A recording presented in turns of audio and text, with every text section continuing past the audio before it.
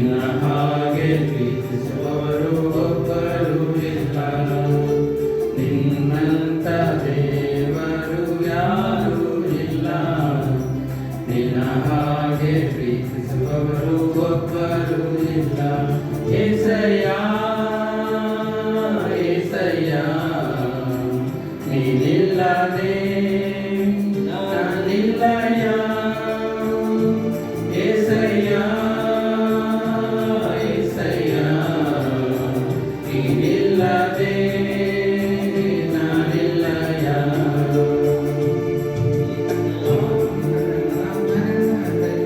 ಇದ್ದಂತ ನನ್ನ ಪ್ರೀತಿ ಮಾಡಿ ಪ್ರಾಣ ಕೊಟ್ಟು ಬದುಕಿಸಿದೆ ದೇವಾ. ಪಾಪದ ಮರಣದಲ್ಲಿ ಇದ್ದಂತ ನನ್ನ ಪ್ರೀತಿ ಮಾಡಿ ಪ್ರಾಣ ಕೊಟ್ಟು ಬದುಕಿಸಿದೆ ದೇವಾ. ನಿನ್ನ ಕೃಪೆ ಶಾಶ್ವತ ಎಂದೆಂದು ದೇವಾ. ನಿನ್ನ ಕೃಪೆ ಶಾಶ್ವತ ಎಂದೆಂದು ದೇವಾ. ನಿನ್ನ ಪ್ರೀತಿಯಿಂದ ನಾನು ಜೀವಿಸುವೆ ದೇವಾ. ನಿನ್ನ ಪ್ರೀತಿಯಿಂದ ನಾನು ಜೀವಿಸುವೆ ದೇವಾ. ಏಸಯ್ಯ ಏಸಯ್ಯ ನೀನಿಲ್ಲದೆ ನಾನಿಲ್ಲಯ್ಯ. ಏಸಯ್ಯ ಏಸಯ್ಯ ನೀನಿಲ್ಲದೆ ನಾನಿಲ್ಲಯ್ಯ. ನಿನ್ನಂತ ದೇವರು ಯಾರೂ ಇಲ್ಲ. ನಿನ್ನ ಹಾಗೆ ಪ್ರೀತಿಸುವವರು ಒಬ್ಬರು ಇಲ್ಲ. ನಿನ್ನಂತ ದೇವರು ಯಾರೂ ಇಲ್ಲ. ನಿನ್ನ ಹಾಗೆ ಪ್ರೀತಿಸುವವರು ಒಬ್ಬರು ಇಲ್ಲ. ನನ್ನ ಜೀವಿತವೆಲ್ಲವನ್ನು ತಿಳಿದಿರುವೆ ನೀನು.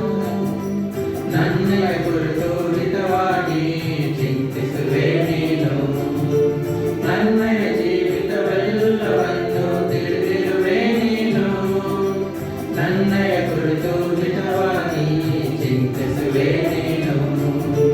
ನಿನ್ನಯ ಕರಡಿ ಹಿಡಿದು ನನ್ನ ನಡೆಸಿರುವೆ ದೇವಾ. ನಿನ್ನಯ ಕರಡಿ ಹಿಡಿದು ನನ್ನ ನಡೆಸಿರುವೆ ದೇವಾ. ನನ್ನ ಸಹಾಯ ನನ್ನ ಬಂಡೆ ನೀನೇ ಏಸಯ್ಯ. ನನ್ನ ಸಹಾಯ ನನ್ನ ಬಂಡೆ ನೀನೇ ಏಸಯ್ಯ. ಏಸಯ್ಯ ಏಸಯ್ಯ ನೀನಿಲ್ಲದೆ ನಾನಿಲ್ಲಯ್ಯ. ಏಸಯ್ಯ ಏಸಯ್ಯ ನೀನಿಲ್ಲದೆ ನಾನಿಲ್ಲಯ್ಯ. ನಿನ್ನಂತ ದೇವರು ಯಾರೂ ಇಲ್ಲ. ನಿನ್ನ ಹಾಗೆ ಪ್ರೀತಿಸುವವರು ಒಬ್ಬರು ಇಲ್ಲ. ನಿನ್ನಂತ ದೇವರು ಯಾರೂ ಇಲ್ಲ. ನಿನ್ನ ಹಾಗೆ ಪ್ರೀತಿಸುವವರು ಒಬ್ಬರು ಇಲ್ಲ. ಕಷ್ಟಗಳಲ್ಲಿ ದುಃಖಗಳಲ್ಲಿ ಜೊತೆಯಾಗಿರುವವನು. ರೋಗದಲ್ಲಿ ಸಂಕಟಗಳಲ್ಲಿ ಬಲವ ಕೊಡುವವನು. ಕಷ್ಟಗಳಲ್ಲಿ ದುಃಖಗಳಲ್ಲಿ ಜೊತೆಯಾಗಿರುವವನು. ರೋಗದಲ್ಲಿ ಸಂಕಟಗಳಲ್ಲಿ ಬಲವ ಕೊಡುವವನು. ಕೊರತೆಗಳನ್ನು ನೀಗಿಸುವವನು ನೀನೇ ಏಸಯ್ಯ. ಕೊರತೆಗಳನ್ನು ನೀಗಿಸುವವನು ನೀನೇ ಏಸಯ್ಯ. ಸಾಲುಗಳಲ್ಲಿ ಜಯವನ್ನು ಕೊಡುವ ದೇವಾ ನೀನಯ್ಯ. ಸಾಲುಗಳಲ್ಲಿ ಜಯವನ್ನು ಕೊಡುವ ದೇವಾ ನೀನಯ್ಯ. ಏಸಯ್ಯ ಏಸಯ್ಯ ನೀನಿಲ್ಲದೆ ನಾನಿಲ್ಲಯ್ಯ. ಏಸಯ್ಯ ಏಸಯ್ಯ ನೀನಿಲ್ಲದೆ ನಾನಿಲ್ಲಯ್ಯ. ನಿನ್ನಂತ ದೇವರು ಯಾರೂ ಇಲ್ಲ. ನಿನ್ನ ಹಾಗೆ ಪ್ರೀತಿಸುವವರು ಒಬ್ಬರು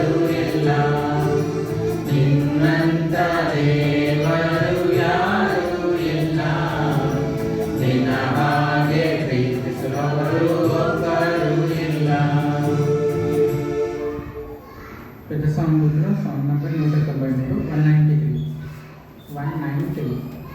ఓల్డ్ సాంగ్ బుక్ 191. తంబుర సితారతో మా ప్రభుని ఆరాధించదు 193. Old song book 191.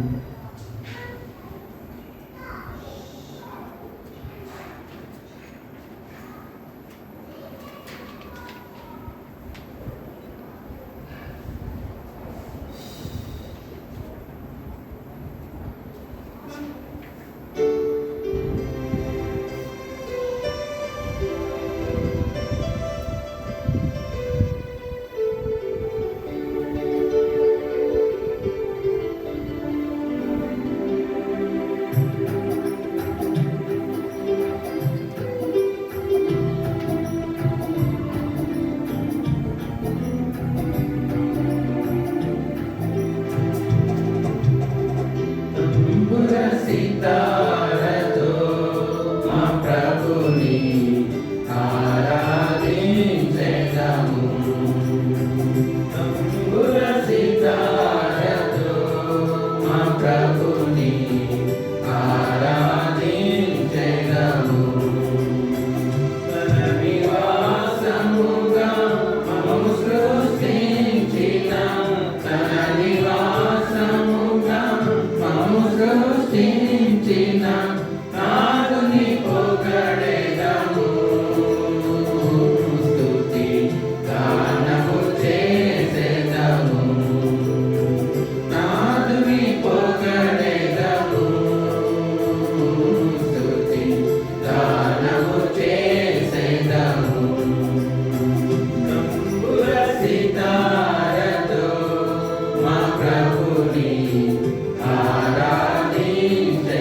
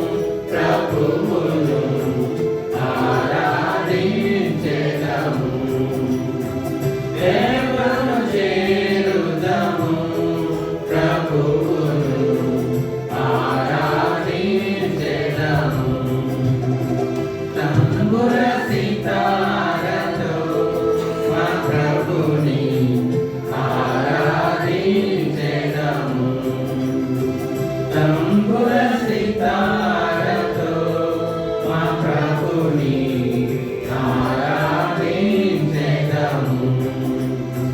తన నివాసముగా మమ్ము సృష్టించిన, తన నివాసముగా మమ్ము సృష్టించిన నాదుని పొగడెదము. స్తుతి గానము చేసెదము, నాదుని పొగడెదము.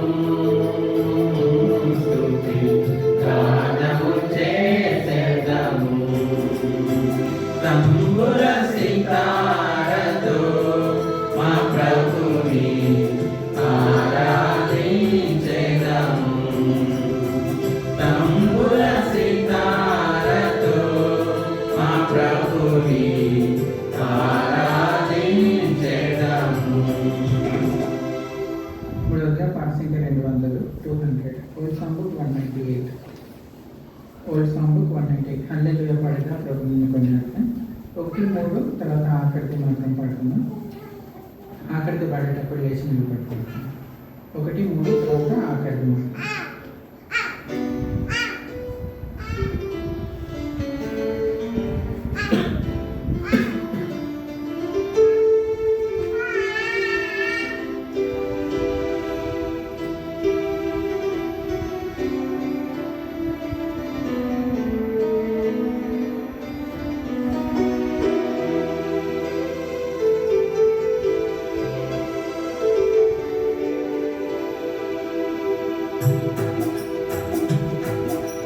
హల్లెలూయా పాడెదా,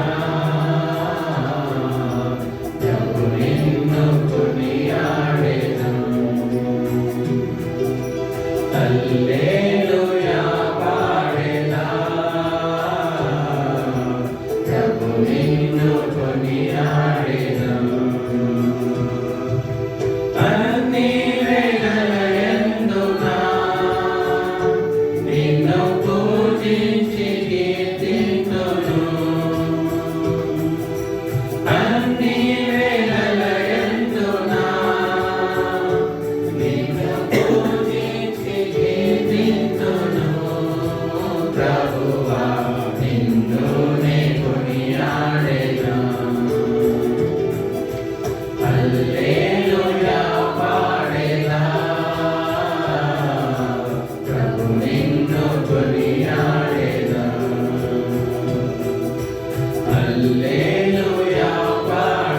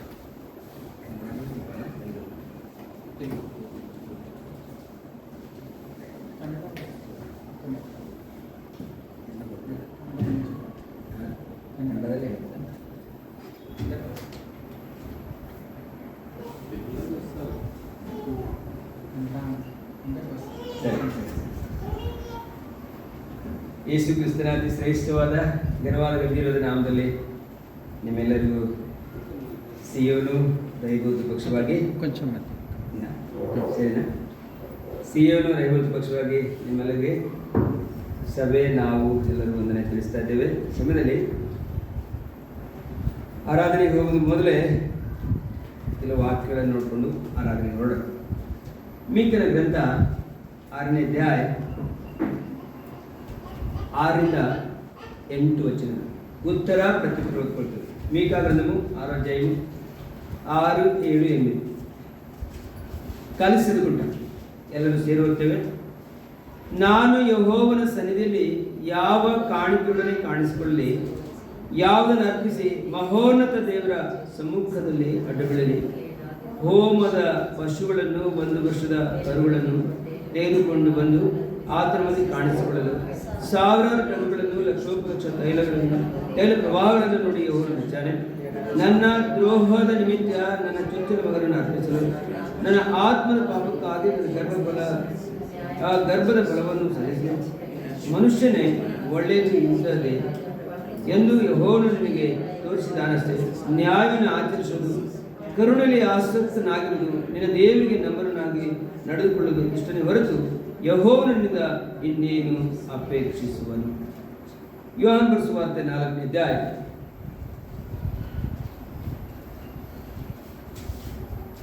20ರಿಂದ 24. ಯೋಹಾನ ಸುವಾರ್ತೆ 4ನೇ ಅಧ್ಯಾಯವು 22-24 ಕಲಿಸಿದುಕೊಂಡ ಬರಬೇಕಾದ ರಕ್ಷಣೆಯು ಯೆಹೋವನಿಂದ ಬರುತ್ತದಷ್ಟೇ. ಆದ್ದರಿಂದ ನಾವು ಆ ರೀತಿ ಇರುವುದನ್ನೇ ಆರಾಧಿಸಲಾಗಿದ್ದೇವೆ, ನೀವು ಅರಿಯದೇ ಇರುವಂಥದ್ದನ್ನು ಆರಾಧಿಸಬಹುದು. ಅದರಲ್ಲಿ ಸತ್ಯ ಭಾವದಿಂದ ದೇವಾರಾಧನೆ ಮಾಡುವವರು ಆತ್ಮೀಯ ರೀತಿಯಲ್ಲಿ ಸತ್ಯಕ್ಕೆ ತಕ್ಕಾಗೆ ತಂದೆಯನ್ನು ಆರಾಧಿಸಬೇಕಲ್ಲ ಬರ್ತದೆ, ಅದು ಈಗಲೇ ಬಂದದೆ. ತಂದೆಯು ತನ್ನನ್ನು ಆರಾಧಿಸುವ ರೀತಿಯಲ್ಲಿ ಆಗಬೇಕೆಂದು ಅಪೇಕ್ಷಿಸುತ್ತಾನಲ್ಲವೇ? ದೇವರು ಆತ್ಮಿಸಿರುತ್ತಾನೆ. ಆತನನ್ನು ಆರಾಧಿಸುವುದು ಆತ್ಮೀಯ ರೀತಿಯಲ್ಲಿ ಸತ್ಯಕ್ಕೆ ತಕ್ಕಾಗ ಆರಾಧಿಸಬೇಕು ಅಂದನು. ಕೊಲೊಸ್ಸಿ ಪತ್ರಿಕೆ 2ನೇ ಅಧ್ಯಾಯ, ಕೊಲೊಸ್ಸಿ ಪತ್ರಿಕಾ 2 ಅಧ್ಯಾಯ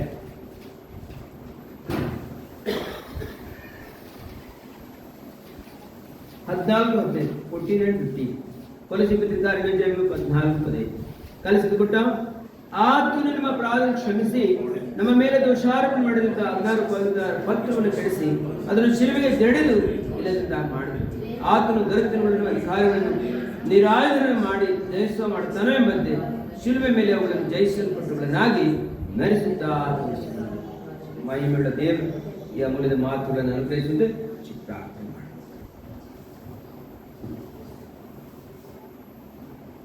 ಮಹಾಗಣನು, ಮಹೋನ್ನತನು, ಪರಿಶುದ್ಧನು, ನಿತ್ಯ ನಿವಾಸಿಯಾದಂಥ ದೊಡ್ಡ ದೇವರೇ, ನೂತನ ವರ್ಷದ 5ನೇ ತಿಂಗಳಿನ 6ನೇ ತಿಂಗಳ 2ನೇ ದಿನದಲ್ಲಿ ಸ್ವಾಮಿ ನೀನು ಕೊಟ್ಟಂತಹ ಸವಾಸಕ್ಕಾಗಿ ಸ್ತೋತ್ರ.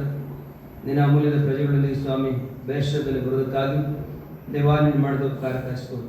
ಸೇರಿದಂತ ನಿನ್ನ ಅಮೂಲ್ಯದ ರಕ್ತ ತೊಳೆಯಲ್ಪಟ್ಟಂತ ಪರಿಶುದ್ಧರಿಗಾಗಿ ಸ್ತೋತ್ರ ಸ್ವಾಮಿ. ನೀ ಯಾರು ನಿನ್ನ ನಿರ್ಣಯದಲ್ಲಿದ್ದಾರೋ, ನಿನ್ನ ಉದ್ದೇಶದಲ್ಲಿದ್ದಾರೋ, ನಿನ್ನ ಯೋಜನೆಯಲ್ಲಿದ್ದಾರೋ, ನಿನ್ನ ನಾದಿಕಾಲ ಸಂಕಲ್ಪಗಳಿದ್ದಾರೋ ಅವರು ಮಾತ್ರ ಬರೋದಕ್ಕಾಗಿ ಸಹಾಯ ಮಾಡಿಸುವ ದೇವಾ. ನೂತನ ಅನುಭವದೊಂದಿಗೆ ನಮ್ಮನ್ನು ತೆಗೆದುಕೊಂಡು ಹೋಗಬೇಕೆಂದು ಪ್ರಾರ್ಥಿಸ್ತೀವಿ.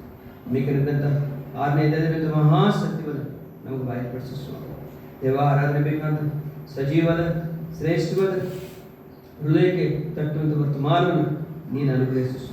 ನಾನಾದರೂ ಅಯೋಗ್ಯನು, ಬಲಹೀನನು ದೇವಾ, ಕೆಲಸಕ್ಕೆ ಬಾರದ ದೌರ್ಭಾಗ್ಯ ನಮಗೆ ಒಪ್ಕೊಳ್ತಾ ಇದ್ದೇನೆ ಸ್ವಾಮಿ. ನಿನ್ನ ರಕ್ತ ಪ್ರೋಕ್ಷಣೆ ಆದಮೇಲೆ ನನ್ನನ್ನು ನಮ್ಮೆಲ್ಲರನ್ನು ತರ್ಕೊಳ್ತಾ ಇದ್ದೇವೆ. ಕೃಪೆ ತೋರಿಸು. ದುಷ್ಟನ ಕ್ರಿಯೆಗಳನ್ನು ಬಂಧಿಸ್ತಾ ಇದ್ದೇವೆ. ಮನಸ್ಸು, ದೃಷ್ಟಿ, ಆಲೋಚನೆ ಎಲ್ಲ ನಿನ್ನ ವಾಕ್ಯದ ಕಡೆ ಕೇಂದ್ರೀಕರಿಸುವಂತೆ ದೇವ ನೀನು ಮಾಡಬೇಕೆಂದು ಪ್ರಾರ್ಥಿಸಿ. ದೊಡ್ಡ ಕಾರ್ಯಗಳನ್ನು ಮಾಡೋ ದೊಡ್ಡ ದೇವರ ಸ್ತೋತ್ರ ಹೇಳಿ ಯೇಸು ಸ್ವಾಮಿ ಶ್ರೇಷ್ಠವಾದ ನಾಮದಲ್ಲಿ ಸ್ತುತಿಸಿ ಪ್ರಾರ್ಥಿಸಿ ಬೇಡುವಂತಿದೆ ನನ್ನ ತಂದೆ, ಆಮೆನ್.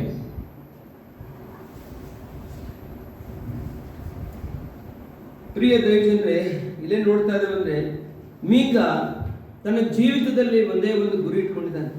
ಏನಂತೆ? ಆ ಮಹೋನ್ನತನಾದ ದೇವರನ್ನ ಆತ್ಮದಿಂದಲೂ ಸತ್ಯದಿಂದಲೂ ಸತ್ಯಕ್ಕೆ ತಕ್ಕಾಗಿ ಆರಾಧಿಸಬೇಕಂತ ಉದ್ದೇಶ. ಬೇರೆ ಯಾವ ಆಸೆ ಇಲ್ಲ. ಆತನ ಹೃದಯದಲ್ಲಿರುವಂಥ ಒಂದೇ ಒಂದು ಆಸೆ ಅಂದರೆ 6ನೇ ವಚನ ಓದಿ ಯಾರಾದ್ರು. ನಾನು ಯೆಹೋವನ ಸನ್ನಿಧಿಯಲ್ಲಿ ಯಾವ ಕಾಣಿಕೆಯೊಡನೆ ಕಾಣಿಸಿಕೊಳ್ಳಲಿ, ಯಾವುದನ್ನು ಅರ್ಪಿಸಿ ಮಹೋನ್ನತ ದೇವರ ಸಮ್ಮುಖದಲ್ಲಿ ಅಡ್ಡಬೀಳಲಿ. ಹೋಮದ ಪಶುಗಳನ್ನು 1 ವರ್ಷದ ಕರುಗಳನ್ನು ತೆಗೆದುಕೊಂಡು ಬಂದು ಆತನ ಮುಂದೆ ಕಾಣಿಸಿಕೊಳ್ಳಲು. ಸಾಕು. ಏನಂತೆ? ನಾನು ಯೆಹೋವನ ಸನ್ನಿಧಿಯಲ್ಲಿ ಯಾವ ಕಾಣಿಕೆಯೊಡನೆ ಕಾಣಿಸಿಕೊಳ್ಳಲು. ಜನ ಇವತ್ತಿನ ದಿನ ಏನೇನು ಕಾಣಿಕೆ ತರ್ತಾ ಇದ್ದಾರೆ? ಯಾರು ಬೆಳ್ಳಿ, ಯಾರು ಬಂಗಾರ, ಯಾರು ಆಸ್ತಿ, ಯಾರು ಕುರಿ, ಯಾರು ದನಗಳು, ಇನ್ಯಾರು ಏನೇನೋ ತಂದು ಏನೋ ಆರಾಧನೆ ಮಾಡಿ ಅವರು ತೃಪ್ತರಾಗಿ ಹೋಗ್ತಾರೆ. ಅವ್ರು ಅನ್ಕೊಳ್ತಾ ಇದ್ದಾರೆ ನನ್ನ ಆರಾಧನೆ ಅಂಗೀಕರಿಸಲ್ಪಡ್ತು, ನನ್ನ ಆರಾಧನೆ ಒಪ್ಕೊಂಡ ದೇವರು, ನನ್ನ ಆರಾಧನೆ ಏನಂತೆ ದೇವರಿಗೆ ಮೆಚ್ಚುಗೆ ಆಯಿತು ಅಂತೇಳಿ. ಆದರೆ ಇಲ್ಲ ನೋಡ್ತೇವೆ, ಭಕ್ತನಾದ ಮೀಕ ಹೇಳ್ತಾ ಇದ್ದಾನೆ ಏನಂತೆ, ನಾನು ಏನು ತಗೊಂಡು ಬರಲಿ, ದೇವರು ಏನಕ್ಕೆ ಮೆಚ್ಚುತ್ತಾನೆ? ಪ್ರಜೆಗಳಿಗೆ ಗೊತ್ತಿಲ್ಲ ದೇವರಿಗೆ ಅದಕ್ಕೆ ಯಾವುದಕ್ಕೆ ಮೆಚ್ಚುತ್ತಾನೆ. ಇಲ್ಲಿ ಮೀಕನ ವಿಷಯದಲ್ಲಿ ನೋಡ್ತೇವೆ, ಇದು ಯಾವಾಗ ಆತನು ಹೇಳಲ್ಪಟ್ಟನಂದ್ರೆ ಯೇಸು ಸ್ವಾಮಿ ಭೂಲೋಕದಲ್ಲಿ ಬರೋದಕ್ಕಿಂತ ಯಾವಾಗ ಒಂದು 756 ವರ್ಷಗಳ ಹಿಂದೆನೆ ಆತನು ಈ ಸತ್ಯವನ್ನು ಬಯಲ್ಪಡಿಸ್ತಾರೆ. ಅಂದ್ರೆ ಅಲ್ಲಿ ಆಲೋಚನೆ ಏನಂದ್ರೆ, ದೇವರೇ ನಿನಗೆ ಸಮಾನನು ಯಾರು? ಆ ಮೀಕ ಅನ್ನೋದ ಅರ್ಥಕ್ಕೆ ಒಂದೇ ಒಂದು ಮಾತು ಏನಂದ್ರೆ, ದೇವರೇ ನಿನಗೆ ಸಮಾನನು ಯಾರು? ಲೋಕದಲ್ಲಿ ಎಲ್ಲ ಸಿಗ್ಬೋದು, ಆದರೆ ಜೀವವುಳ್ಳ ದೇವರು ಸಿಗೋದು ಕಷ್ಟ. ಅದಕ್ಕಾಗಿ ನೋಡ್ತೇವೆ, ಭಕ್ತನಾದ ಮೀಕ ಬರೀತಾನೆ, ನಾನು ಯೆಹೋವನ ಸನ್ನಿಧಿಯಲ್ಲಿ ಯಾವ ಕಾಣಿಕೆಯೊಡನೆ ಕಾಣಿಸಿಕೊಳ್ಳಲಿ. ದೇವರ ಆಸೆ ಒಂದೇ ಒಂದೇನೆಂದ್ರೆ ಆತನು ಪರಿಶುದ್ಧನಾಗಿದ್ದಾನೆ, ನಾವು ಪರಿಶುದ್ಧರಾಗಿ ಆತ್ಮದಿಂದಲೂ ಸತ್ಯದಿಂದಲೂ ಸತ್ಯಕ್ಕೆ ತಕ್ಕಾಗ ಆರಿಸಬೇಕಷ್ಟೇ. ಆತನು ನಮಗೋಸ್ಕರ ಎಲ್ಲವನ್ನ ಮಾಡಿಬಿಟ್ಟಿದ್ದಾನೆ. ಏನಂತೆ, ನಾವು ಹೊಂದಬೇಕಾದ ನಿಂದೆ, ನಾವು ಹೊಂದಬೇಕಾದ ಅವಮಾನ, ನಾವು ಹೊಂದಬೇಕಾದ ಬಾಧೆ, ನಾವು ಹೊಂದಬೇಕಾದ ಶ್ರಮೆಗಳು ಆತನೆಲ್ಲವನ್ನು ಹೊಂದಿ ನಮ್ಗೆ ಏನು ಮಾಡಿದಾನಂದ್ರೆ ನಮಗೆ ಎಲ್ಲವನ್ನು ಸಿದ್ಧ ಮಾಡಿಕೊಟ್ಟಿದ್ದಾನೆ. ಆದರೆ ವಿಶ್ವಾಸದಿಂದ ನಾವು ಅದನ್ನು ರಿಸೀವ್ ಮಾಡಬೇಕು, ಒಂದೇ ಒಂದು ಕೆಲಸ. ಅದಕ್ಕಾಗಿ ನೋಡ್ತೇವೆ, ನಾನು ಯೆಹೋವನ ಸನ್ನಿಧಿಯಲ್ಲಿ ಯಾವ ಕಾಣಿಕೆಯೊಡನೆ ಕಾಣಿಸಿಕೊಳ್ಳಲಿ, ಯಾವುದನ್ನು ಅರ್ಪಿಸಿ ಮಹೋನ್ನತನ ದೇವರ ಸಮ್ಮುಖದಲ್ಲಿ ಅಡ್ಡ ಬಿಡಲಿ. ಪ್ರಜೆಗಳಿಗೆ ಗೊತ್ತಿಲ್ಲ, ಪ್ರಜೆಗಳು ಮೈ ಮೇಲೆ ಬಟ್ಟೆ ಎಳೆದಿರ್ತಾರೆ, ಪ್ರಜೆಗಳು ಕಾಲಲ್ಲಿ ಚಪ್ಪಲಿ ಎಳೆದಿರ್ತಾರೆ, ಪ್ರಜೆಗಳು ಏನೋ ಒಂದು ಆಚಾರ, ಏನೋ ಒಂದು ಆವೇಶ, ಏನೋ ಒಂದು ಅವರು ದೇವರನ್ನ ಮೆಚ್ಚಿಸಬೇಕು ಅನ್ನೋ ಪ್ರಯಾಸದಲ್ಲಿ ಅವ್ರು ಏನೆಲ್ಲ ತ್ಯಾಗ ಸಮರ್ಪಣೆ ಮಾಡ್ಕೊಂಡು ತಿರುಗ್ತಾರೆ. ಆದರೆ ಯಾವುದರಿಂದ ದೇವರು ಏನಂತೆ ತೃಪ್ತಿ ಹೊಂದುವಂತ ದೇವರು. ಆ ದೇವರು ಎದರಿಂದ ತೃಪ್ತಿ ಹೊಂದಾನಂದ್ರೆ ಆತನ ಆಸೆ ಒಂದೇ ಒಂದು ಏನಂದ್ರೆ ಆತನನ್ನು ಆರಾಧಿಸುವರು ಆತ್ಮದಲ್ಲೂ ಸತ್ಯದಲ್ಲೂ ಸತ್ಯಕ್ಕೆ ತಕ್ಕ ಆರಾಧಿಸುವರು. ಇಲ್ಲಿ ಏನಂತಾನೆ ಭಕ್ತನಾದ ಮೀಕ ಏನಂತಾನೆ 2ನೇ ವಚನಕ್ಕೆ ಬರುವಾಗ, 1000 ಟಗರುಗಳನ್ನು ಲಕ್ಷೋಪಲಕ್ಷ ತೈಲ ಪ್ರವಾಹಗಳನ್ನು ನೋಡಿ ಯೆಹೋವನು ಮೆಚ್ಚಾನೆ. ಪ್ರಜೆಗಳು ಇವತ್ತಿನ ದಿನ ಏನಂತೆ ಏನೇನೋ ತರ್ಕೊಂಡು ಏನೇನೋ ಮಾಡಿ ಏನೇನೋ ಪ್ರಯಾಸ ಪಡ್ತಾ ಇದ್ದಾರೆ, ಆದರೆ ಅವರಿಗೆ ತೃಪ್ತಿ ಆಗ್ತಾ ಇಲ್ಲ. ಅವರು ಆರಾಧನೆ ಮಾಡಿ ಹೋಗ್ತಾ ಇದ್ದಾರೆ, ಆದರೆ ಅವರು ಮನಃಶಾಂತಿ ಇಲ್ಲದೆ ಮತ್ತೆ ಅವರು ಮನೆಗೆ ಹೋಗಿ ಸೇರ್ಕೊಳ್ತಾರೆ, ಮತ್ತು ಅವರಿಗೆ ಸಮಾಧಾನನೇ ಇಲ್ಲ, ಮತ್ತು ಅವರಿಗೆ ತೃಪ್ತಿನೇ ಇಲ್ಲ. ಕಾರಣ ಏನಂದ್ರೆ ಯಾರಿಗೆ ಆರಾಧನೆ ಮಾಡಬೇಕು, ಯಾರನ್ನು ಆರಾಧನೆ ಮಾಡಬೇಕು ಅನ್ನೋ ಸತ್ಯ ಅವ್ರಿಗೆ ಗೊತ್ತೇ ಇಲ್ಲ. ಅದಕ್ಕಾಗಿ ಏನಂತೆ ಇಲ್ಲಿ ಮೀಕ ಅಂತಾನೆ, 1000 ಟಗರುಗಳನ್ನು ಲಕ್ಷೋಪಲಕ್ಷ ತೈಲ ಪ್ರವಾಹ ನೋಡಿ ಯೆಹೋವನು ಮೆಚ್ಚಾನೆ. ಪರಿಶುದ್ಧತೆ ಇಲ್ಲದೆ, ಪರಿಶುದ್ಧರಾಗಿ ಇಲ್ಲದೆ, ಪರಿಶುದ್ಧತೆಗಾಗಿ ಬೇಕಾದ ಕ್ರಯವನ್ನು ಸಲ್ಲಿಸದೆ, ಪ್ರತ್ಯೇಕವಾದ ಜೀವಿತನ ಜೀವಿಸಿದೆ, ನಾವೆಷ್ಟು ಏನು ಅರ್ಪಿಸಿದ್ರು, ನಾವೆಷ್ಟು ಆರಾಧನೆ ಮಾಡಿದ್ರು ಸಹ ನಮ್ಮ ಆರಾಧನೆ ಆ ಮಹೋನ್ನತನಾದ ದೇವರು ಅಂಗೀಕರಿಸ್ತಾರೆ. ಆ ದೇವರು ಎಂತ ಆರಾಧನೆ ಅಂಗೀಕರಿಸ್ತಾನಂದ್ರೆ ಆ ದೇವರಿಗೆ ಮೆಚ್ಚುಗೆ ಆಗಿದ್ದಂತ ಆರಾಧನೆ. ಅದಕ್ಕಾಗಿ ಪ್ರಸಂಗಿ ಗ್ರಂಥದಲ್ಲಿ ಮಾತನಾಡ್ತೇವೆ ನೋಡಿ, ಏನಂತಾನೆ ಪ್ರಸಂಗಿ ಗ್ರಂಥ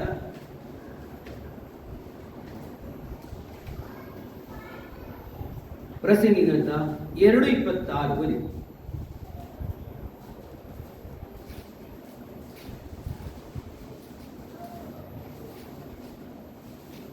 ಪ್ರಸಂಗಿ ಗ್ರಂಥ 2:26 ತರುತ್ತದೆ. ದೇವರು ತಾನು ಮೆಚ್ಚಿದವನಿಗೆ ಜ್ಞಾನವನ್ನು, ತಿಳುವಳಿಕೆಯನ್ನು, ಸಂತೋಷವನ್ನು ದಯಪಾಲಿಸುತ್ತಾನಲ್ಲವೇ?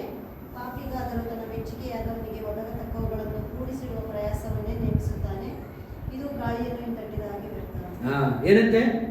ದೇವರು ತಾನು ಮೆಚ್ಚಿದವನಿಗೆ ಜ್ಞಾನವನ್ನು, ತಿಳುವಳಿಕೆಯನ್ನು, ಸಂತೋಷವನ್ನು ದಯಪಾಲಿಸುತ್ತಾನಲ್ವೇ? ಮನುಷ್ಯನ ಬೇಕಾಗಿದೆ. ಏನೇನ್ ಬೇಕಂತೆ? ಏನ್ ಬೇಕಂತೆ? ಜ್ಞಾನ ಬೇಕು, ತಿಳುವಳಿಕೆ ಬೇಕು, ಸಂತೋಷ ಬೇಕು. ಮನುಷ್ಯನ ಹತ್ರ ಇವತ್ತು ಜ್ಞಾನ ಕಡಿಮೆ ಇಲ್ಲ, ಮನುಷ್ಯನ ಹತ್ರ ಇವತ್ತು ತಿಳುವಳಿಕೆ ಕಡಿಮೆ ಇಲ್ಲ, ಆದ್ರೆ ಮನುಷ್ಯನ ಹತ್ರ ಏನ್ ಕಡಿಮೆ ಇದೆ? ಸಂತೋಷ ಕಡಿಮೆ ಇದೆ. ಅವನು ತೃಪ್ತಿ ಪಡೋದಕ್ಕಾಗಿ, ಅವನು ಸಂತೋಷ ಪಡೋದಕ್ಕಾಗಿ ಅವನು ಸಾಯಂಕಾಲ ಆದ್ಮೇಲೆ ಎಲ್ಲೆಲ್ಲೋ ಹುಡುಕೊಂಡು ಹೋಗ್ತಾ ಇರ್ತಾನೆ. ಎಲ್ಲಾದ್ರೂ ನನಗೆ ಸಂತೋಷ ಸಿಗ್ತದೇನೋ, ನಾನು ಯಾರಾದ್ರೂ ನನಗೆ ಸಂತೋಷ ಕೊಡ್ತಾರೇನೋ, ಯಾರಾದ್ರೂ ಹತ್ರ ನನಗೆ ತೃಪ್ತಿ ಸಿಗ್ತದೇನೋ ಅಂತೇಳಿ ಅವನು ತಿರುಗ್ತಾ ತಿರುಗ್ತಾ ತಿರುಗ್ತಾ ಸಾಯಂಕಾಲ 12 ಗಂಟೆ 1 ಗಂಟೆಗೆ ಮನೆಗೆ ನಿರಾಶೆಯಿಂದ ವಾಪಸ್ ಬರ್ತಾನೆ. ಹೆಂಗ್ ಬರ್ತಾನೆ? ಹುಡುಕುತ್ತಾನಿಂದ ವಾಪಸ್ ಬರ್ತಾನೆ, ಯಾವುದೋ ಒಂದು ಪಾಪದಲ್ಲಿ ಬಿದ್ದು ವಾಪಸ್ ಬರ್ತಾ ಇದ್ದಾನೆ. ಆದ್ರೆ ದೇವರು ಸಿಗ್ತಾ ಇಲ್ಲ. ಆದ್ರೆ ದೇವರು ಏನ್ ಹೇಳ್ತಾನಂದ್ರೆ, ದೇವರು ತಾನು ಮೆಚ್ಚಿದ ಜ್ಞಾನವನ್ನು ತಿಳುವಳಿಕೆಯನ್ನು ಸಂತೋಷವನ್ನು ದಯಪಾಲಿಸುತ್ತಾರೆ. ಇದು ದೇವರಿಂದ ಬರ್ತದೆ ಮಾತ್ರ, ದೇವರಿಂದ ಬರಲ್ಲ. ಎರಡನೇ ನೋಡ್ತೇವೆ, ನೋಡೋಣ. ಪ್ರಸಂಗಿ ಗ್ರಂಥ 8ನೇ ಅಧ್ಯಾಯ 1ನೇ ವಚನ ಓದಿ. ಯಾರು? 8ನೇ ಪ್ರಸಂಗಿ ಗ್ರಂಥ 8ನೇ ಅಧ್ಯಾಯ 1ನೇ ವಚನ. ಜ್ಞಾನಿ ಆಗಿರುವವರು ಯಾರು? ವಿಷಯವನ್ನು ವಿವರಿಸಬಲ್ಲವರು ಯಾರು? ಜ್ಞಾನದಿಂದ ಒಬ್ಬನ ಮುಖವು ಪ್ರಕಾಶಗೊಳ್ಳುವುದು, ಮುಂದೆ ಹೊರಟು ಮೋರೆಯು ಮಾರ್ಪಡುವುದು. ಸಾಕು. ಏನಂತೆ? ಆ ಜ್ಞಾನ ಯಾರಲ್ಲಿದೆಯೋ, ಆ ಸಂತೋಷ ಯಾರಲ್ಲಿದೆಯೋ, ಆ ಸಮೃದ್ಧಿ ಯಾರಲ್ಲಿದೆಯೋ, ಆ ಆನಂದ ಯಾರಲ್ಲಿದೆಯೋ ಅವನು ಹೇಗಿರ್ತಾನಂದ್ರೆ ಪ್ರಕಾಶಮಾನವಾಗಿರ್ತಾನೆ. ಅವನ ಮುಖದಲ್ಲಿ ಹೇಗಿರ್ತಂದ್ರೆ, ಅವನು ಹೊರಟು ಮೋರೆ ಹೇಗಿರ್ತಂದ್ರೆ ಏನಂತೆ? ಮಾರ್ಪಡ್ತದೆ. ಕಾರಣ ಒಂದೇ, ಏನಂತೆ? ದೇವರಿಗೆ ಆ ಮನುಷ್ಯ ಮೆಚ್ಚುಗೆ, ಆ ಮನುಷ್ಯನ ಆರಾಧನೆ ಆ ದೇವರು ಇಷ್ಟಪಡುವಂಥದ್ದು. ಆ ಮನುಷ್ಯನ ಆರಾಧಿಸುವಾಗ ಆ ದೇವರು ಆನಂದಿಸ್ತಾನೆ, ಆ ಮನುಷ್ಯನ ಆರಾಧಿಸುವಾಗ ದೇವರು ತೃಪ್ತರಾಗ್ತಾನೆ, ಆ ಮನುಷ್ಯನ ಆರಾಧಿಸುವಾಗ ದೇವರು ಎಂತ ಆನಂದ ಅನುಭವಿಸ್ತಾನಂದ್ರೆ ಅದನ್ನು ವರ್ಣಿಸ್ಲಿಕ್ಕೆ ಆಗೋದಿಲ್ಲ. ಅದಕ್ಕಾಗಿ ಆದಿಕಾಂಡದಲ್ಲಿ ಇಬ್ಬರು ಆರಾಧಿಸ್ತಾರೆ. ನಿಮಗೆಲ್ಲ ಗೊತ್ತಿರುತ್ತ ಮಾತು, ಒಬ್ಬರು ಹೇಬೇಲನು, ಒಬ್ಬರು ಕಾಯಿ. ಆದ್ರೆ ಒಬ್ಬನ ಆರಾಧನೆ ಅಂಗೀಕರಿಸಲ್ಪಡ್ತು, ಇನ್ನೊಬ್ಬನ ಆರಾಧನೆ ಅಂಗೀಕರಿಸಲ್ಪಡಲಿಲ್ಲ. ಒಬ್ಬನ ಆರಾಧನೆ ಶ್ರೇಷ್ಠವಾಗಿ ಏನಂತೆ ದೇವರಿಗೆ ಮೆಚ್ಚುಗೆ ಆಗಿದ್ದು, ಸುವಾಸನಕರವಾಗಿತ್ತು. ಇನ್ನೊಬ್ಬನ ಆರಾಧನೆ ದೇವರಿಗೆ ಇಷ್ಟಕರವಾಗಿಲ್ಲ. ಏನಂದ್ರೆ ಲೋಕದಲ್ಲಿ 2 ರೀತಿಯ ಆರಾಧನೆ ನಡೀತವೆ. ಒಂದು ಮನುಷ್ಯರನ್ನು ಮೆಚ್ಚುವಂತ ಆರಾಧನೆ, ಇನ್ನೊಂದು ದೇವರನ್ನು ಮೆಚ್ಚುವಂತ ಆರಾಧನೆ. ಮನುಷ್ಯರ ಮೆಚ್ಚುವಂತ ಆರಾಧನೆ ಮನುಷ್ಯರಿಗೆ ಮಾತ್ರ ಸೀಮಿತವಾಗಿದೆ. ಆದರೆ ದೇವರಿಗೆ ಮೆಚ್ಚುಗೆ ಆದ ಆರಾಧನೆ ಅದು ದೇವರಿಗೂ ಮೆಚ್ಚುಗೆ ಆಗುತ್ತದೆ, ಅದು ಮನುಷ್ಯರಿಗೂ ಆಶ್ರಯ. ಅದಕ್ಕಾಗಿ ಮೀಕ ಯಾವ ಆರಾಧನೆ ಮಾಡ್ತಾ ಇದ್ದಾರಂದ್ರೆ ಅದು ದೇವರಿಗೆ ಮೆಚ್ಚುಗೆಯಾದ ಆರಾಧನೆ ಮಾಡ್ತಾರೆ. ಅದಕ್ಕಾಗಿ ನೋಡ್ತೇವೆ ಏನಂತಾನೆ 7ನೇ ವಚನದಲ್ಲಿ ಬರುವಾಗ, ಮೀಕನ 6ನೇ 7ನೇ ವಚನದಲ್ಲಿ ಬರುವಾಗ ನೋಡ್ತೇವೆ, ಸಾವಿರಾರು ಟಗರುಗಳನ್ನು ಲಕ್ಷೋಪಲಕ್ಷ ತೈಲ ಪ್ರಭಾವಗಳನ್ನು ನೋಡಿ ಯೆಹೋವನು ಮೆಚ್ಚಾನೆ. ನನ್ನ ದ್ರೋಹದ ನಿಮಿತ್ತ ನನ್ನ ಚೊಚ್ಚಲ ಮಗನನ್ನು ಅರ್ಪಿಸಲು, ನನ್ನ ಆತ್ಮದ ಪಾಪಕ್ಕಾಗಿ ನನ್ನ ಗರ್ಭಫಲದ ಫಲವನ್ನು ಸಲ್ಲಿಸಲು. ಏನ್ ಕೊಡ್ಲಿ ಸ್ವಾಮಿ, ಏನ್ ಕೊಡ್ಲಿ ಅಂತ ಕೇಳ್ತಾನೆ. ಅವನಿಗೊಂದು ಚಿಂತೆ ಆಗ್ಬಿಟ್ಟಿದೆ. ಏನಿಂದ ದೇವರು ಮೆಚ್ಕೊಂತಾನೆ, ಏನಿಂದ ದೇವರು ತೃಪ್ತಿ ಪಡ್ತಾನೆ, ಏನಿಂದ ದೇವರು ನನ್ನನ್ನ ಏನಂತೆ ಇಷ್ಟಪಡ್ತಾನೆ ಅಂತೇಳಿ. ಆದ್ರೆ ದೇವರಿಗೆ ಮೆಚ್ಚುಗೆಯಾಗಿ ಮೊದಲಿದಾಗ ದೇವರಿಗೆ ಇಷ್ಟಕರವಾಗಿ ನಾವು ಇರೋದಂದ್ರೆ ಆತ್ಮದಲ್ಲಿ ಸತ್ಯಕ್ಕೆ ತಕ್ಕಾಗ ಆಡಿಸ್ಬೇಕಾದ್ರೆ ನಮ್ಮ ನಡತೆಗಳು ಚೆನ್ನಾಗಿ, ದೇವರು ನಮ್ಮನ್ನು ಅಂಗೀಕರಿಸಬೇಕಾದ್ರೆ, ದೇವರು ನಮ್ಮನ್ನು ಇಷ್ಟಪಡಬೇಕಾದ್ರೆ ನಾವು ಫಸ್ಟ್ ಆಫ್ ಆಲ್ ಸರಿಯಾಗಿ ನಾವು ಯೋಗ್ಯರಾಗಬೇಕು. ಯಾರ್ಯಾರ ಮುಂದೆ? ಲೋಕದ ಮುಂದೆ, ದೇವರ ಮುಂದೆ. ಅಂದ್ರೆ ಏನು? ಒಳಗಡೆನೂ ಚೆನ್ನಾಗಿರ್ಬೇಕು, ಹೊರಗಡೆನೂ ಚೆನ್ನಾಗಿರ್ಬೇಕು. ಅಂದ್ರೆ ಹೊರಗಡೆ ಒಳ್ಳೆ ಸಾಕ್ಷಿ ಹೊಂದಿರಬೇಕು, ಎರಡನೇದಾಗಿ ದೇವರೊಂದಿಗೆ ಒಳ್ಳೆ ಸಂಬಂಧ ಹೊಂದಿರಬೇಕು. ಆವಾಗ ದೇವರು ಪ್ರತಿ ಕ್ಷಣ ನಮ್ಮೊಂದಿಗೆ ಮಾತಾಡ್ತಾರೆ, ನಮ್ಮ ಆರಾಧನೆಯನ್ನು ಅಂಗೀಕರಿಸ್ತಾರೆ. ಅದಕ್ಕಾಗಿ ನೋಡ್ತೇವೆ ಏನ್ ಹೇಳ್ತಾನೆ ಮೀಕ, ಏನಂತಾನಂದ್ರೆ 8ನೇ ವಚನ ಬರ್ತವೆ. 8ನೇ ವಚನದಲ್ಲಿ ಮನುಷ್ಯನೇ ಎಲ್ಲರೂ ಸೇರೋದನ್ನು 8ನೇ ವಚನ ಎಲ್ಲರೂ ಸೇರಿ ಮನುಷ್ಯನೇ ಒಳ್ಳೆಯದು ಇರ್ತದೆ ಎಂದು ಯೆಹೋವನಿಗೆ ತೋರಿಸಿದಂತೆ ನ್ಯಾಯವನ್ನು ಆಚರಿಸುವುದು, ಕರುಣೆಯಲ್ಲಿ ಆಸಕ್ತನಾಗಿರುವುದು, ನಿನ್ನ ದೇವರಿಗೆ ನಮ್ರವಾಗಿ ನಡೆದುಕೊಳ್ಳುವುದು ಇಷ್ಟನೇ ಹೊರತು ಯೆಹೋವನಿಂದ ಇನ್ನೇನು ಅಪೇಕ್ಷಿಸುವುದು. ಏನಂತೆ? 3 ಅಂಶಗಳು. ಏನಂತೆ? ನ್ಯಾಯವನ್ನು ಆಚರಿಸುವುದು. ನ್ಯಾಯವನ್ನು ಆಚರಿಸುವುದಂದ್ರೆ ತಾನು ಕೊಟ್ಟಂತ ಆಜ್ಞೆಗಳ ಪ್ರಕಾರ ಪರಿಶುದ್ಧತೆ ಎಲ್ಲಾ ಸಂದರ್ಭದಲ್ಲಿ ಇರುವುದು, ಪ್ರತಿ ಕ್ಷಣ ನಮ್ಮ ಪವಿತ್ರತೆ ನಾವು ಕಾಪಾಡಿಕೊಳ್ಳುವುದು. ಎರಡನೇದಾಗಿ ಕರುಣೆಯಲ್ಲಿ ಆಸಕ್ತನಾಗಿ, ಕರುಣೆ ನಶಿಸುವಂತಹ ಆತ್ಮನ ರಕ್ಷಣೆಗಾಗಿ ಅವರಿಗೆ ಸುವಾರ್ತೆಯನ್ನು ಸಾರುವಂತ ಕೆಲಸ. ಪ್ರತಿ ಕ್ಷಣ ನಾವು ಅದೇ ಆಲೋಚನೆಯಲ್ಲಿ, ಅದೇ ಉದ್ದೇಶದಲ್ಲಿ, ಅದೇ ಗುರಿಯಲ್ಲಿ, ಅದೇ ಚಿಂತೆಯಲ್ಲಿ ಇರಬೇಕಾಗಿದೆ. ಮೊದಲನೇದಾಗಿ ಏನಂತೆ? ಪರಿಶುದ್ಧರಾಗಿರಬೇಕಾಗಿದೆ. ಎರಡನೇದಾಗಿ ಆ ಮಹೋನ್ನತನಾದ ದೇವರನ್ನ ಪ್ರಪಂಚಕ್ಕೆ ನಾವು ತೋರಿಸಬೇಕಾಗಿದೆ, ಪ್ರಪಂಚಕ್ಕೆ ನಾವು ಸಾರಬೇಕಾಗಿದೆ. ಈತನೇ ನಿಜವಾದ ದೇವರು, ಈತನೇ ಸರ್ವಶಕ್ತನಾದ ದೇವರು, ಈತನ ಹೊರತು ಬೇರೆ ಯಾರೂ ಇಲ್ಲ ಅಂತೇಳಿ ನಾವು ಸಾರುವಂತ ಜವಾಬ್ದಾರಿಕೆ ನಮ್ಮ ಮೇಲಿದೆ. ಮುಂದೆ ನೋಡ್ತೇವೆ ಏನಂತೆ? ನಿನ್ನ ದೇವರಿಗೆ ನಮ್ರವಾಗಿ ನಡ್ಕೊಳ್ಳೋದು ಅಂದ್ರೆ ನಂಬಿಕೆಯಲ್ಲಿ ಐಶ್ವರ್ಯ. ಪ್ರತಿ ಪರಿಸ್ಥಿತಿಯಲ್ಲಿ ನಂಬಿಕೆ ನಂಬಿಕೆ ನಂಬಿಕೆಯಲ್ಲಿ ನಾವು ಮುಂದೆ ಹೋಗೋದು. ಮೊದಲನೇದಾಗಿ ಪರಿಶುದ್ಧತೆ, ಎರಡನೇದಾಗಿ ದೇವರನ್ನ ಪ್ರಪಂಚಕ್ಕೆ ಸಾರುವಂಥದ್ದು, ಮೂರನೇದಾಗಿ ಆ ದೇವರ ದೃಷ್ಟಿಯಲ್ಲಿ ನಾವು ನಂಬಿಕಸ್ತೇವೆ. ಆವಾಗ ದೇವರು ಏನು ಮಾಡ್ತಾನೆ? ತನ್ನ ಕೆಲಸವನ್ನು ಕೊಡ್ತಾನೆ. ತಗೊಳಪ್ಪ, ಇದನ್ನು ಮಾಡು. ಇದನ್ನು ಮಾಡುವಾಗಲೇ ಇಷ್ಟನ್ನೇ ದೇವರು ನಮ್ಮಿಂದ ಅಪೇಕ್ಷಿಸ್ತಾರೆ. ಪ್ರಜೆಗಳು ಇವತ್ತಿನ ದಿನ ಈ ಮೂರು ಬಿಟ್ಬಿಟ್ಟಿದ್ದಾರೆ. ಪ್ರಜೆಗಳಿಗೆ ಇದು ಮೂರು ಬೇಕಾಗಿಲ್ಲ. ಅವ್ರಿಗೇನು ಬೇಕಂದ್ರೆ ಲೋಕ ಮೆಚ್ಚಬೇಕು, ಬಂಧುಗಳು ಮೆಚ್ಚಬೇಕು, ಗಂಡ ಮೆಚ್ಚಬೇಕು, ಹೆಂಡತಿ ಮೆಚ್ಚಬೇಕು, ಇನ್ನು ಊರಿನವ್ರು ಮೆಚ್ಕೋಬೇಕು, ಇನ್ನು ಸಭೆಗೂ ಸಹ ಮೆಚ್ಕೊಂಡ್ರೆ ಸರ್. ಆದ್ರೆ ದೇವರು ಮೆಚ್ತಾನ ಮೆಚ್ಚೋದಿಲ್ಲ, ಅದು ಎರಡನೇ ವಿಚಾರ, ಅದು ಬಿಟ್ಬಿಡ್ತಾರೆ. ಅದಕ್ಕಾಗಿ ಅವರ ಜೀವನದಲ್ಲಿ ಏನಿಲ್ಲ ನೆಮ್ಮದಿ ಇಲ್ಲ, ಅವರ ಜೀವನದಲ್ಲಿ ಮನಃಶಾಂತಿ ಇಲ್ಲ, ಅವರ ಜೀವನದಲ್ಲಿ ತೃಪ್ತಿ ಇಲ್ಲ, ಅವರ ಜೀವನದಲ್ಲಿ ಸಮೃದ್ಧಿ ಇಲ್ಲ, ಅವರ ಜೀವನದಲ್ಲಿ ಆಶೀರ್ವಾದ ಇಲ್ಲ. ಅವ್ರ ಆರಾಧನೆ ಬಂದರೂ ಸಹ ಏನೋ ಒಂದಿಷ್ಟು ಆರಾಧನೆ ಮಾಡಬೇಕು. ಯಾಕೆ? ಅವರ ಹೃದಯ ದೇವರಿಂದ ಬಹಳ ದೂರ. ನೋಡಿ, ಯೆಶಾಯನ ಗ್ರಂಥ 29ನೇ ಅಧ್ಯಾಯದಲ್ಲಿ ಒಂದು ಮಾತು ನೋಡ್ತೇವೆ. ಅಲ್ಲಿ ಏನು ಹೇಳ್ತಾರಂದ್ರೆ, ಇವರು ಬಾಯಿ ಪಾಠ ಕಲ್ತಿರುವಂತ ಆರಾಧನೆ ಮಾಡ್ತಾರಂತೆ. ಇವ್ರ ಮನಸ್ಸೇನು ಏನಂತೆ, ಇವ್ರು ಬಾಯಿಂದ ಆರಾಧನೆ ಮಾಡ್ತಾರೆ, ಆದರೆ ಇವ್ರ ಹೃದಯ ಏನಂತೆ ದೂರವಾಗಿದೆ. ನೋಡಿ 29ನೇ ಯೆಶಾಯ ಗ್ರಂಥ 10:13 ವಚನ. ಯೆಶಾಯ ಗ್ರಂಥ 29:13. ప్రభు ఇలాగ సెలవిచ్చి ఉన్నాడు, ఈ ప్రజలు నోటి మాటతో నా ఎదురు వచ్చుచున్నారు, పెదవులతో నన్ను గణపరచుచున్నారు, కానీ తమ హృదయమును నాకు దూరముగా చేసుకొని ఉన్నారు. చాలు. ఏమంట? తమ హృదయమును చాలా దూరంగా పెట్టుకున్నారంట. ఏమంట? వారు పెదవుల ద్వారా ఆరాధిస్తున్నారు. చూసుకోవాలి, ఎవరు ఏమి ఎట్లా ఎక్కడ ಯಾರು ಹೇಗೆ ಎಲ್ಲಿ ಅಂತೇಳಿ ನಮ್ಮನ್ನ ನೋಡ್ಕೊಂಡ್ರೆ ಸಾಕು ಪ್ರಿಯ. ಮೀಕ ಅದೇ ಪ್ರಸ್ತಾಪಿಸ್ತಾರೆ.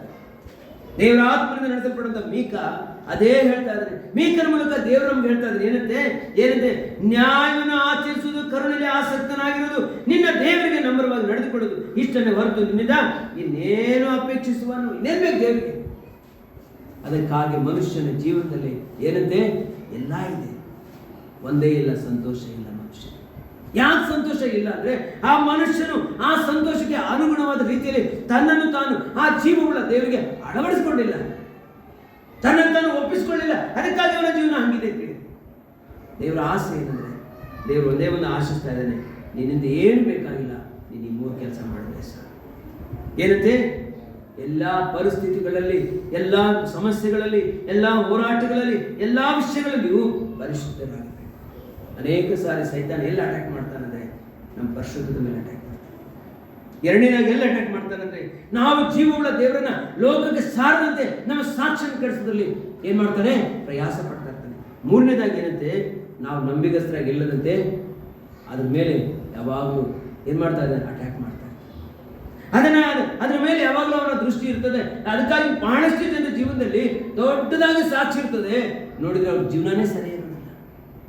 ಅವರು ದೊಡ್ಡದಾಗಿ ಆರಾಧನೆ ಮಾಡ್ತಾರೆ, ಆದ್ರೆ ಅವ್ರು ಹೇಗಿರ್ತದೆ, ಅವರ ಮನೆ ಪರಿಸ್ಥಿತಿನೇ ಸರಿ ಇರೋದಿಲ್ಲ.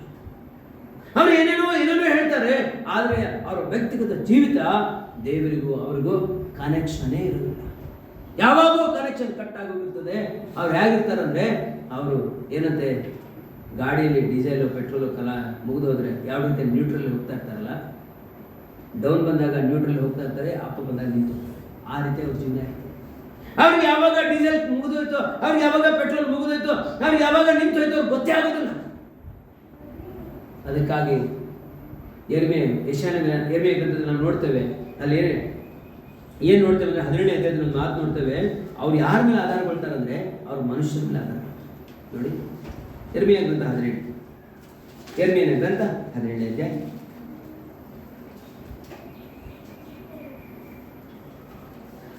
6ನೇ ವಚನ ಓದಿ.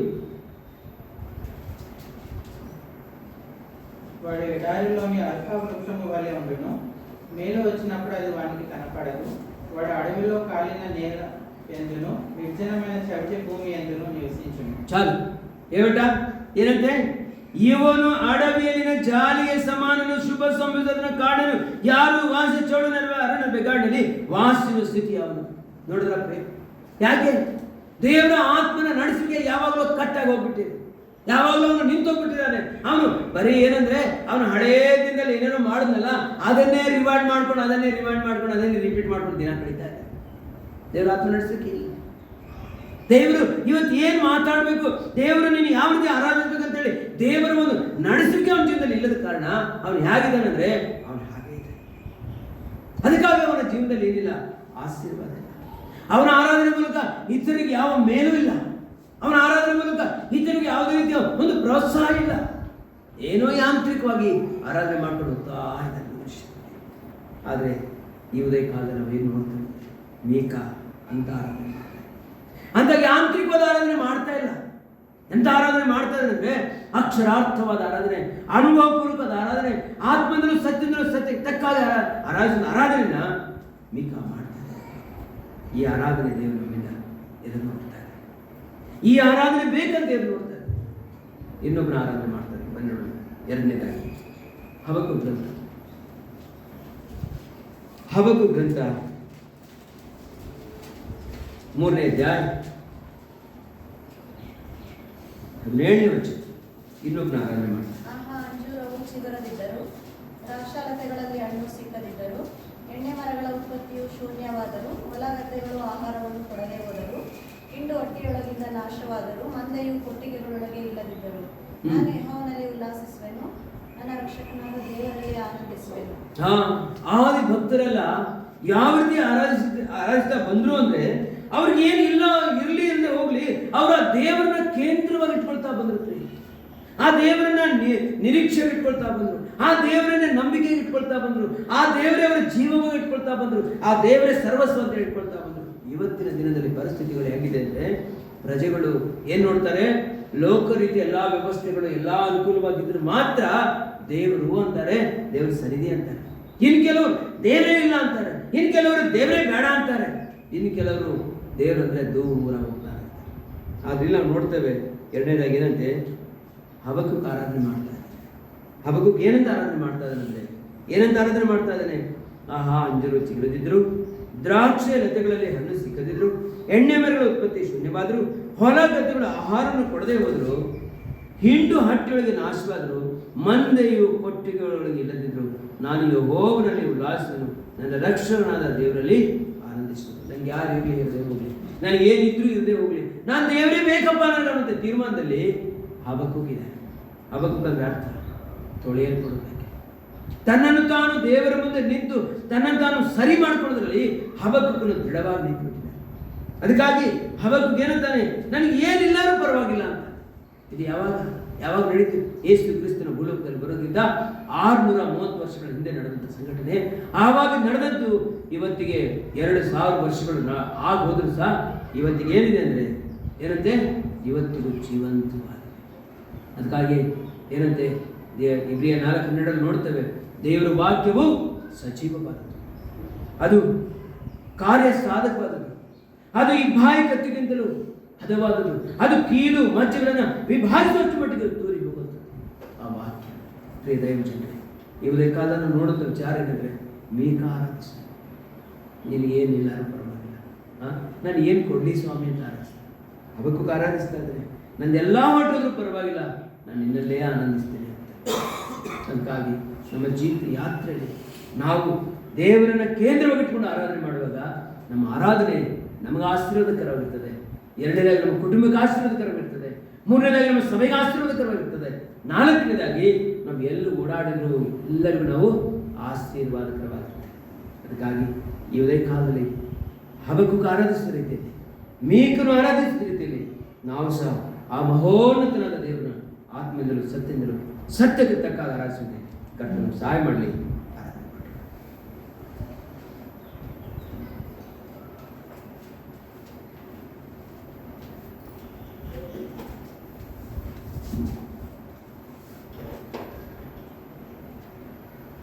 మనం ఆరాధనలో ప్రవేశిస్తాం. ఒక సహోదరి మార్చి ప్రభుని ఆరాధించాలని కోరుతున్నాం.